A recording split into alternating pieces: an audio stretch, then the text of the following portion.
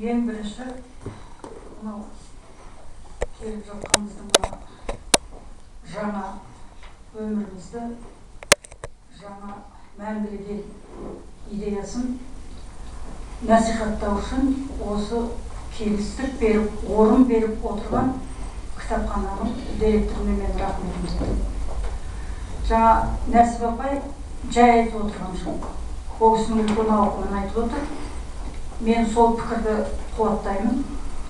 Әлібек Асқаровтың ойлау ауқымы дәрежесі осылай болмаса, біз бүгін жиналып отырмаған болар. Рас сөз. Сондықтан бұл мәселені мынау Аманханның журналы, мен айтам ақиқатты Аманханға дейінгі ақиқат, Аманханнан кейінгі ақиқат деп бөлуге. Аманханның тұсындағы ақиқаттың мынау Әл-Фараби атындағы университеттің философтары біздің әдебиетшілерден ертерек осы мәселені айтып жатыр. Бізге кеңістік керек, қолдау керек. Мәңгілік ел идеясы деген сөзбен келетін дүние емес.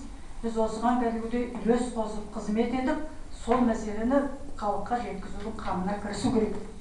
Осы президенттің идеясын, осы меніңше Әлібек ешбір жаңағы кедергілерге, қиындықтарға, басқа бір психологиялық моральдық ахуалдарға қарамай, менің кітабымды әсіресе, менің деп айта берейін, өте қиын менің жолым, ол белгілі, елдің бәрі біледі ол.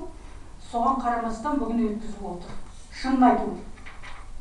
Ал енді мынау келген оқырмандарға рас жаңағы Аманхан өте дөп басып айтып отыр. Бұл жігіттер көп жылдан бері біздің қазақ қоғамының қара қазанында қайнап пісіп жүрген азаматтың біреуі. Пікірі өте дұрыс, өте талғамды, нағыз шынайы, өзі жуырда мақала жазыпты. Патриотизм және немене демедім? Мещандық дейді. Көрмейсіз бе мақаланың атын? Патриотизм және мещандық.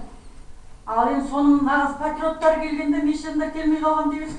Оғын туарға білмеймін енді ожағын. Осындай жағдай. Бұл да бір көрнекілік шаруа. Сосын айтайын дегенім айналайындар. Әдебиет деген маған ренжімеңіздер.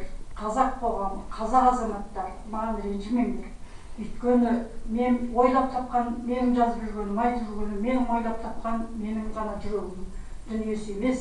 Әдебиеттің өзінің табиғаты, әдебиет деген нәрсенің өзінің заты осыншалықты кермек, ащы, жолы ауыр болды. Сондықтан мен осы үшін қазақтардың алдына кешірім сұрағым келеді. Мен кез келген өзім айтып жүрген, оппонентім мені санап жүрген азаматтардың кез келгенде менің жүрегім басқаша соғады. Мүлде бөлек менің қатынасым. Ал мынау әдебиет мәселесіне бірыңғай жаңағы тәуелсіз әдебиетші ретінде бөлініп алып, елден жырақтанып алып, барлық жағдайымды өзім жақсы білемін. Дегенмен осы әдебиеттің соңына, жолына өзімнің 30-40 жыл өмірімді арнаған адам. Ал соған мен бүгін елім тәуелсіздікке қол жеткізген уақытта тәуелсіз әдебиетші ретінде соған бір кезеңде альтернатива болсам, ол да жаман емес шығар қазақ үшін. Мен үшін жаман бола берсін. Бірақ қазақ үшін бір альтернатива керек қой.